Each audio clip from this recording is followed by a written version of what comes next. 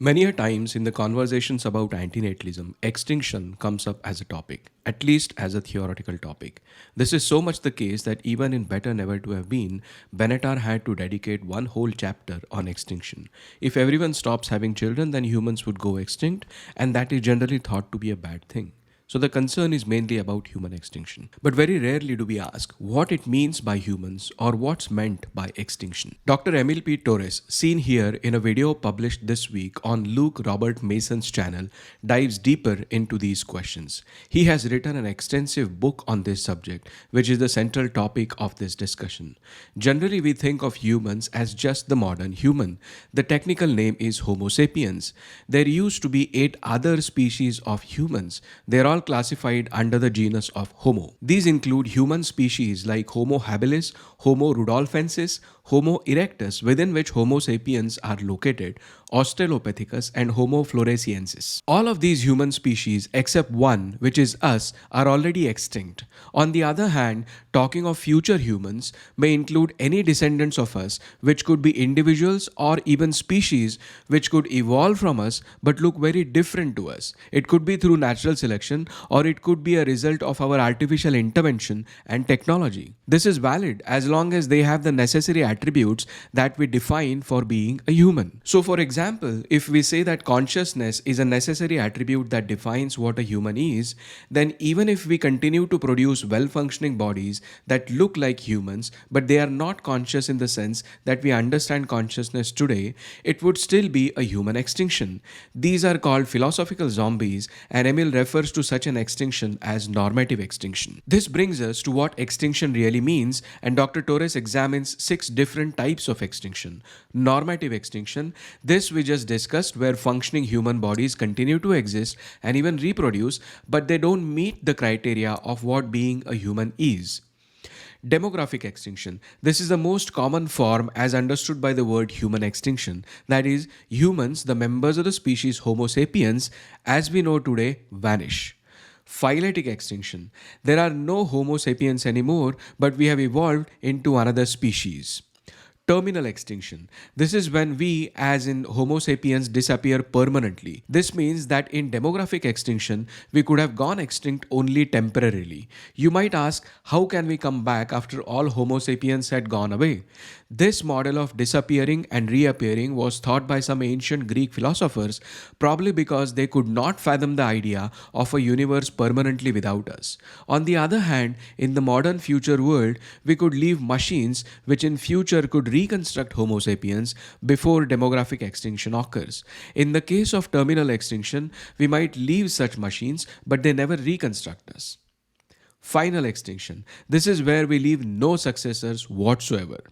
Lastly, there is premature extinction, which has a time dimension to it. So extinction of any of the 5 types might occur before some event or completion of a project or a milestone is achieved. As we saw, human extinction was thought about by ancient Greeks. But with the advent of Christianity, this thought was completely shut off up until 19th century. Around 19th century, Western societies by and large started secularizing, and also second law of thermodynamics was discovered. Rudolf Clausius, seen here as a trimmed lookalike of Schopenhauer, introduced the concept of entropy as a measure of disorder of any system. In simple words, the law meant that for any closed system, the degree of disorder always keeps on increasing. This, according to Dr. Torres, proved that at least in principle, human extinction is possible. But the question of whether that could happen in practice was still open.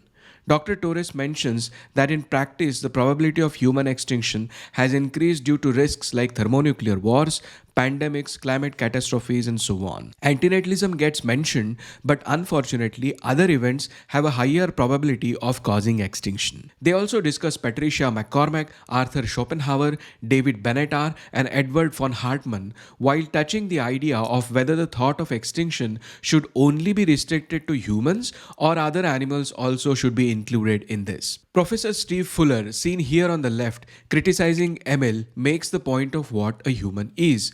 He says human is a concept containing some ideas. So, for example, if some person acts very cruelly, they are called inhuman.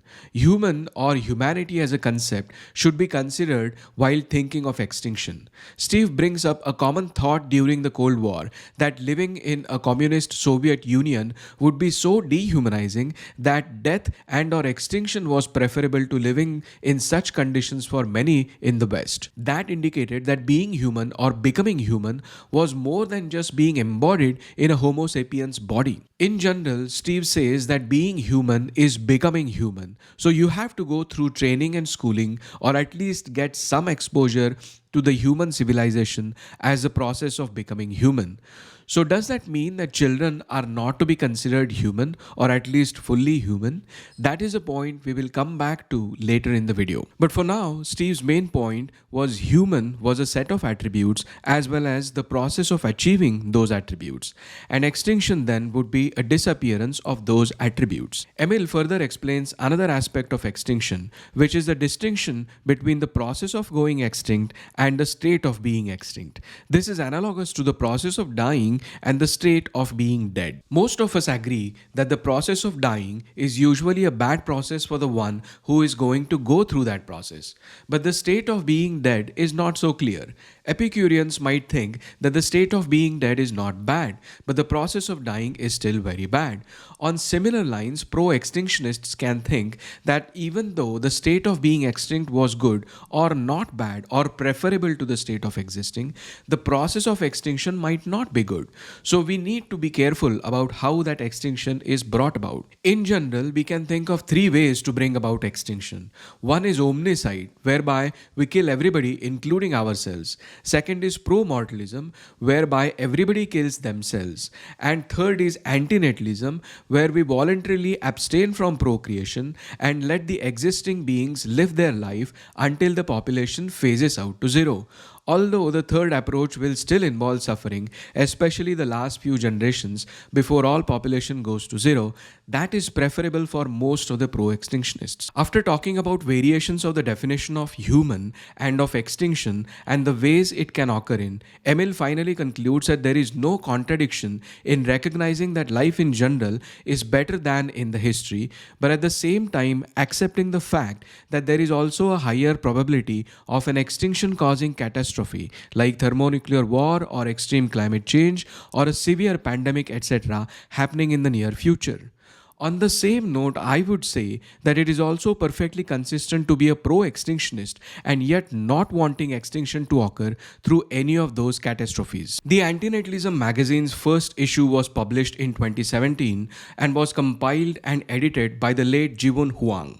It featured articles and interviews of various antinatalists and was well received at the time. Vegan Voidcast, which is a podcast standing on the intersection of veganism and antinatalism, released an episode this week discussing that first issue of Antinatalism Magazine. Briefly, they also discuss the concept of childism by Francois Tremblay in his book A New Approach to Procreative Ethics.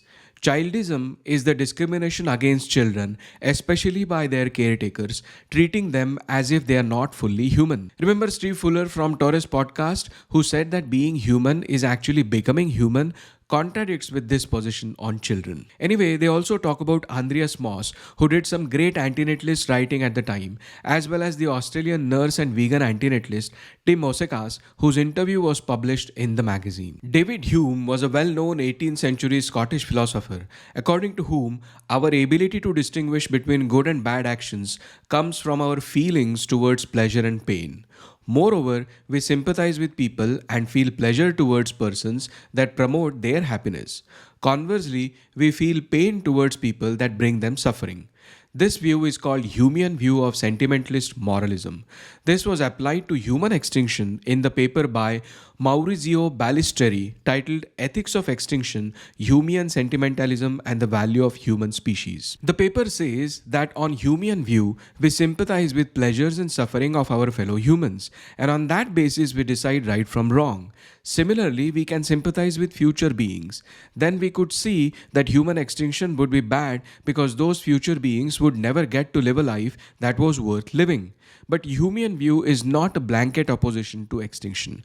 If it were the case that life of those future beings was not going to be good, let alone not worth living, then extinction should be a preferred action. On Humean view, human extinction can also be bad for other animals. On this view, humans have a great potential to take care of other animals. We can train other animals to improve their cognitive and communication skills.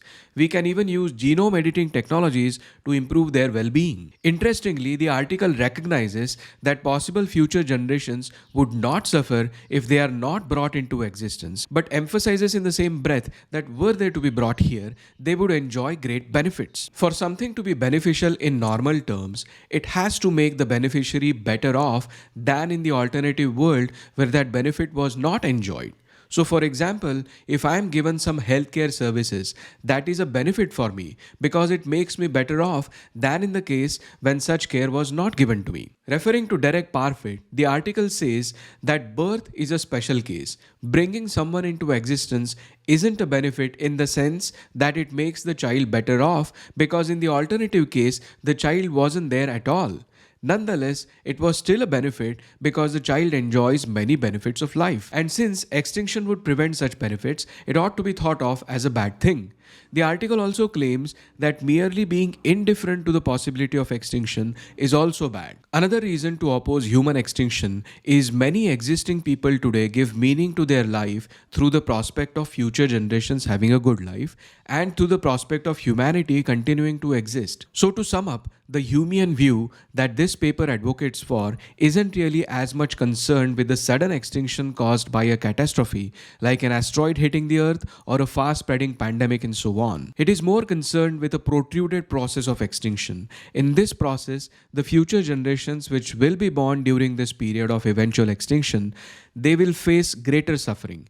Even if they might temporarily enjoy material wealth because of reduced stress on resources, they would have lost meaning in life, which is generally brought to them by the prospect of having a thriving humanity in future. On the other hand, some future generations will never be born. They will miss the benefits of coming into existence. Here are some of my observations. This Humean view fails to explain why it would be bad for those beings who never come into existence to remain as such. It does not address the ambiguity in the term lives worth living, which could mean lives worth continuing or lives worth starting. When we think of future beings, we have to think of lives worth starting. If a life is not worth starting, then bringing them here would be bad, even if their life once started might be worth continuing. Therefore, if life of future generations is not worth starting, then extinction might rather be a preferable outcome. The paper does not address this problem. If prevention of future beings is really bad, then why does it not object to sudden catastrophes? In those cases, many beings will never come into existence, many existing humans will be killed, and they will go through horrible process of dying and having their lives cut short. If we take suffering of future generations into account, then Humean view of sympathizing with them can in fact lead to pro-extinctionist view. The article states that human extinction would be bad for other animals too. This is ambiguous because even though just human extinction will leave rest of the sentient world continue the cycle of suffering, but it is also true that the track record of humans so far about treatment of other animals has been very bad. One can argue that humans are the only animals who think about animal ethics and welfare of other animals, but that is a tiny minority compared to factory farming, animal agriculture, vivisection, animals in blood sports, hunting, and fishing. Lastly, we can give meaning to our lives by helping existing beings. On the contrary, in order to give meaning to our lives, if we are creating more lives, who will in turn be in the need of giving meaning to their own lives by creating yet more lives, then we are clearly in what antinatalists call a procreational Ponzi scheme. There was an article in Newyork Times with a misguiding title, The Varieties of Anti-Natalism and the Roots of Demographic Crisis by Ross Douthat. The article does not talk anything about actual varieties of antinatalism. It just complains about people who don't want to have kids because of various reasons. Like some people don't want to have children because they're concerned about overpopulation, which this article calls Ehrlichian antinatalism. antinatalism, or those who don't want to have kids for climate change concerns. A little side note there, if you watched the Exploring Antinatalism podcast episode of Paul Ehrlich, you would know that he himself is not an antinatalist, at least in the sense that we think of antinatalism. It also criticizes those who prioritize other aspects of life, like career, freedom, money, their own passion over having kids. The article also condescendingly criticizes those who restrict only to having 2 children because that's what they could afford, and calls this bourgeois antinatalism. All in all, it is an ultra pro-natalist article where you always have one less child that you could have had. A very short and nice post on Effective Altruism Forum by Stephen Rauch talked about 3 tricky biases that we have. It does not talk about antinatalism directly, but explores the biases which directly or indirectly have implications of antinatalism. The 3 biases are human bias. So we are prejudiced towards humans and may give less value to other non-human sentient animals. Existence bias. We exist, so we might overvalue potential future existence of beings like us.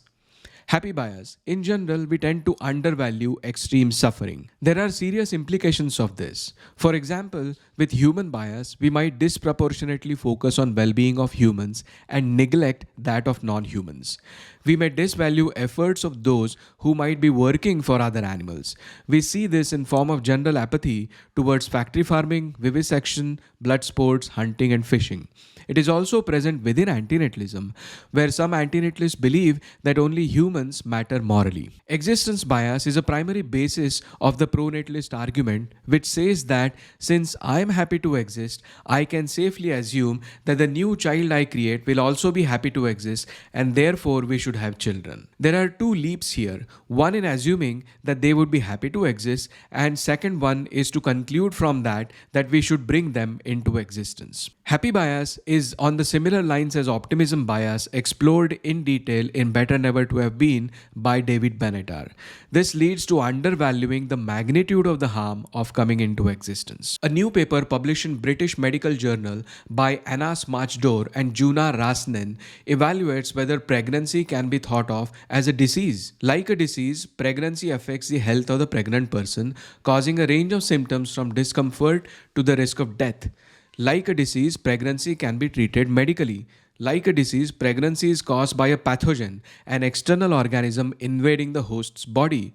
Like a disease, the risk of getting pregnant can be reduced by using preventive measures, that is, contraception. It goes in detail in comparison with other diseases like measles and the aspects like risks, mortality rates, social norms, and so on. The paper also examines the difference between unwanted and wanted pregnancies and analyzes how even wanted pregnancies are akin to disease. It has a very interesting take on infertility. Even though infertility is sometimes thought of as a disease, there are some problems there. There is no standard accepted definition of infertility. There is no unified physical syndrome of infertility. That is, there isn't a set of symptoms that consistently occur together. Infertility as a discomfort stems from the wish to procreate. Many people who say, for example, voluntarily get vasectomized are infertile, but we can't say that they suffer from any disease. So the risks are rather social, and they are social only when certain social norms are considered. So if not having children was normalized, infertility in and of itself might not be as pressing an issue as it is today. By contrast, pregnancy involves certain consistent definition. One is either pregnant or not pregnant. It is pretty binary. The symptoms of pregnancy are also consistent. Of course, not all pregnant people have exact same health issues, but the characteristic symptom, that is of another being growing inside the pregnant person, is same for everyone. The risks of pregnancy are biological, no matter what social norms and values one holds. The paper finally concludes practical implications of recognizing pregnancy as a disease in terms of the importance of providing health care to pregnant women, which is as important as any other serious disease. It is hardly surprising that this paper has rattled some pro-natalist cages, and there is a response article criticizing the paper by Wesley J. Smith on National Review. Some of the criticisms in there are worth considering than others, but I want to point out some of my own observations from antinatalist point of view. The first implication is that if something is a disease, then it should be prevented. So pregnancy as a disease would result in antinatalist consequence. But other than that, this might appeal more to child-free people than those who are antinatalist for reasons of harms to potential child or harms to other existing beings, including bigger carbon footprint and so on. What would we say about other animals? Given that most mammals get pregnant, maybe the argument might apply only to mammals, but the extent to which it applies might vary because the risks to mother during pregnancies varies by the species. Artificial wombs may eliminate these concerns altogether while procreation still continues. So pregnancy as a disease can only be a partially antinatalist aspect. There are some practical implications too. Whenever I hear governments announcing schemes to support pregnant women, I am in two minds. On the one hand, these schemes might promote pro-natalist ideas. In fact, many a times it is the other way around. Governments have decided on a pro-natalist strategy and supporting schemes for pregnant women are offered as a part of these grander strategies. Hungary is one example of that. In other cases, it is really only to support pregnant women. One example of that is India. But if we agree that pregnancy is a disease, then as an antinatalist, we have to support at least the second type of pregnancy supporting schemes. Finally, you might have guessed that I'm suffering from severe cold, so my sound quality is not good, and apologies for that.